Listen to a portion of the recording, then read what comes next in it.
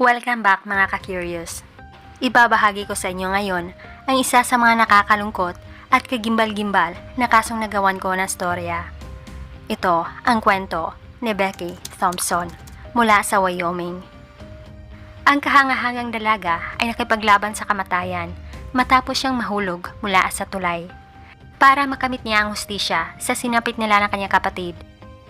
Aalamin natin ngayon sa videong ito kung paano ito nangyari sa dalaga at kung sino-sino ang mga salarin. Kaya tara, samahan niya akong muli at talakayin natin ang nakakapangilabot na kwento ni Becky Thompson.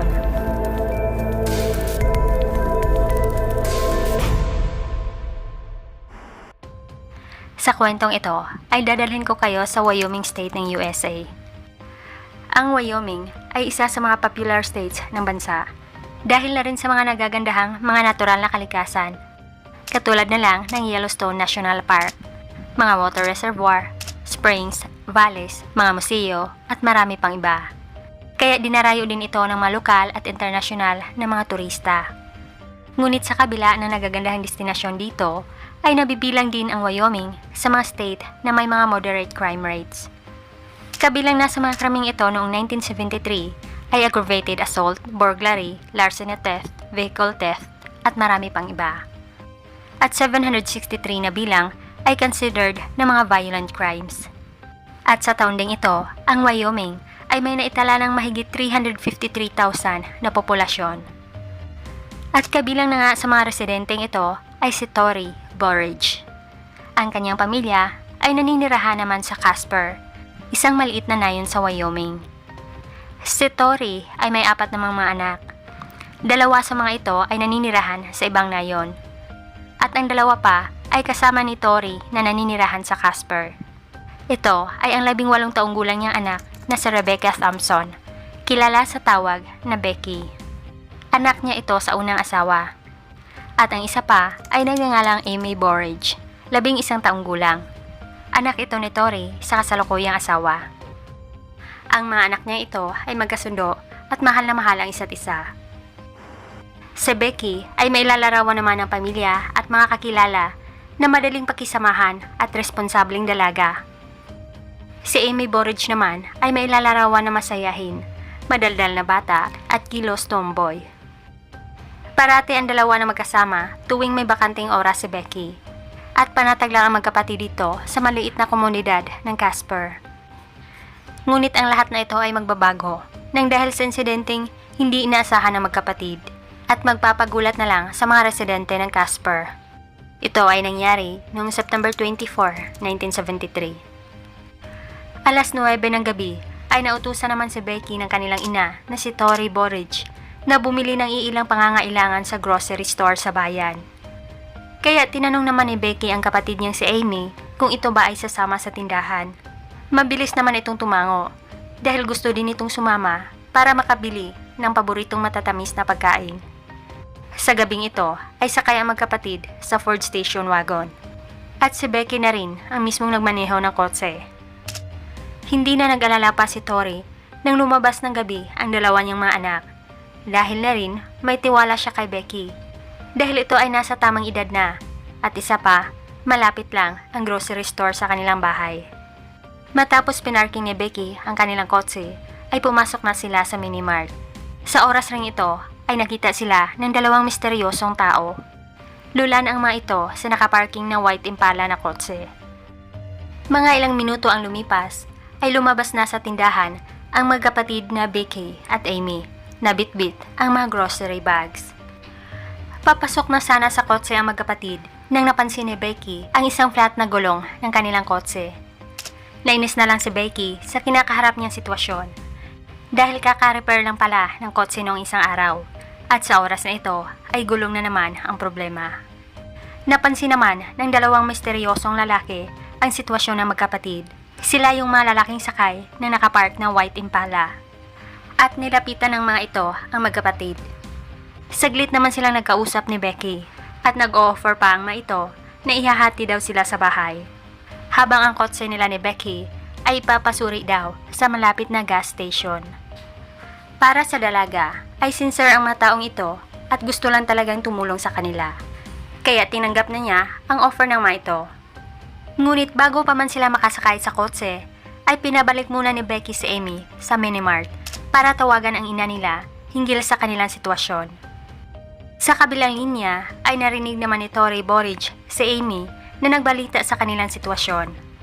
Sinabi ng bata sa ina na matatagalan sila at huwag nang mag-alala dahil may mabubuting tao daw na maghahatid sa kanila. Ngunit habang naghihintay pa si Becky sa kapatid, ay hindi niya maiwasang kabahan at magduda. Hindi na siya sigurado pa na makisakay sila sa kotse ng mga lalaking ito. At napansin naman ng dalawa ang pag-aalinlangan ni Becky. At sa mga oras na ito ay kababalik lang din ni Amy matapos nitong tawagan ang ina. Nagsimula namang dumistansya ang dalaga, ngunit na-corner na silang dalawa ni Amy. At hindi rin sila makasigaw ng tulong dahil may nakatutok na palang patalim sa gilid ni Becky. Pilit naman silang pinasakay sa impala na kotse. Pabor na rin ito sa dalawang misteryosong tao dahil nakapark sila sa tagong bahagi ng parking lot at walang katao-tao ang lugar. Una ay hindi pa nag-aalala si Tori, pero nung lumampas na ng 30 minuto ay kinabahan na siya. Kaya nag-drive na siya mismo papuntang minimart. Ngunit naabutan na lang niya sa parking lot ang kanilang Ford station wagon at ang mga bags ng groceries na naiwan. Ngunit wala dito ang kanyang mga anak. Kaya muli siyang nag-drive pabalik. Baka nagkasalisilan sila ng kanyang mga anak. Ngunit hindi pa rin niya nakita ang dalawa, kaya inireport na niya ito sa mga pulis. Sa gabi ring ito, ay dinala naman ang magkapatid sa malayong lugar. Patuloy rin silang tinatakot ng kanilang mga abductor. At mga ilang oras ang lumipas, ay nakatsyempo naman si Becky na ilabas ang isa niyang paa sa passenger door. Nagbabasakali siya na may makakakita ng mga motorista at mag-report sa mga pulis. Subalit wala ni isa na saksi ang nakakita. Ang ginawa ng dalaga ay nakita naman ng isa sa mga abductor nila. Naging dahilan na nakatikim ng suntok sa mukha si Becky. At nang tumigil na ang kotse, ay agad nalaman ng dalaga kung saan sila dinala. Nakita niya dito ang Fremont Canyon Bridge. Ang tulay na ito ay 30 milya naman ang layo mula sa lungsod. At mahigit 120 feet naman ang lalim nito. Isa sa mga abductor nila ay pinalabas sa kotse ang batang si Amy. I love you, Becky, ang huling salita na narinig ng dalaga mula sa kapatid na si Amy. Pagkatapos ay dinala na ito sa napakadilim na bahagi ng Fremont Canyon Bridge. Ngunit hindi na niya nakita pa ang sumunod na nangyari dahil napakadilim. Pero may hinala siya kung ano ang sinapit ng kanyang kapatid sa tulay. Dahil ang isang abductor ay mag-isa na lang bumalik, hindi nadala si Amy. At pagkatapos ay muli silang nag-drive ng mahigit 200 yards sa tagong bahagi ng Casper Mountain. At sa bahaging ito ay halinhinang pinagsawahan nila ang dalaga. At nang matapos na sila, ay binigyan pa ng pagkakataon si Becky na magbihis. At pagkatapos nito ay muli siyang dinala pabalik sa tulay. At dito ay pinagtulungan namang binuhat ang dalaga para ihulog siya sa baba. Ang baba ng Fremont Bridge ay ang North Platte River. Ngunit bago tuluyang mahulog si Becky ay nakipagbunuan muna siya sa dalawa. Dahil dito, sinimula namang saklin ang kanyang leeg. Kaya napagdesisyonan na lang ni Becky na magpaubaya na lang sa pagkahulog. At mula sa railings ng tulay ay itinulak nila ang dalaga. Sa mga oras na ito ay nagbabasakali si Becky na baka makaligtas pa siya sa pagkahulog kaysa magwakas ang kanyang buhay sa kamay ng mga abductor niya. Napakadilim at napakalalim ng North Platte River. Ngunit ang pagkahulog niya ay hindi diretso sa tubig, kundi tumama pa ang kanyang katawan sa mabatong bahagi ng Fremont Canyon. Kaya ang pagkahulog niya ay pagulong-gulong pababa sa river. At sa mga oras na ito ay inakala ng dalawang abductor na natuluyan na si Becky. Hindi na alintana pa ng dalaga ang mga natamo niyang mga sugat mula sa pagkahulog. Sa kabutihang palad ay may natira pa siyang natural instinct na iligtas ang sarili. Kaya pilit niyang inahon ang sarili sa ibabaw ng tubig. Hindi na rin alintana ni Becky na natanggal na pala ang kanyang pantalon habang siya ay lumalangoy sa tubig. Pagkatapos ay gumapang naman siya sa maputik na bahagi ng canyon At dito na niya hinintay ang umaga. Ang sunod niyang ginawa ay napaka-imposible para sa tulad niyang baldado na ang isang paa. Pero ginawa pa rin ito ni Becky para makamit niya ang hustisya. Literal na gapang at akyat ang ginawa niya sa matarik na bahagi ng Fremont Canyon para marating lang niya ang daan. Pagsikat pa lang ng araw, ang mag-asawang Carl at Dorothy ay napagdesisyonan na mangisda at doon naman sila dumaan sa Fremont Canyon Bridge. Ngunit bigla na lang silang nagulat nang maabutan sa dulo at nasa gilid ng daan ang isang kaawa-awang babae. Tanging blouse na lang ang natirang damit nito at ang ibang bahagi ng katawan ay may mga bakas pa ng sariling goop. At hindi na nito maibuka pa ang isang mata dahil sa black eye na namamaga. Agad naman lang isinugod si Becky sa ospital. Ang ina nito na si Tori ay magkahalo naman ang kanya nararamdaman. Malungkot dahil hindi pa nakikita ang bunso na si Amy at masaya na rin dahil nakaligtas si Becky. Nang stable na ang kondisyon ng dalaga, ay agad naman siyang nakipag-usap sa mga investigador. At detalyado naman niyang inilarawan ang pisikal na anyo ng kanilang abductor. Isinalaysay din niya ang buong pangyayari noong gabi ng September 24, maging ang mga narinig niyang first names ng dalawang lalaki. Ang mga ito ay nagngangalang Ronald at Jerry. Ang otoridad ay nag-dispatch naman ng aquatic search teams para sa paghahanap kay Amy Borage. Ang diver na nagngangalang Fred ay 5 minuto lang ang kanyang paghahanap sa North Platte River at natagpuan agad niya ang katawan ni Amy.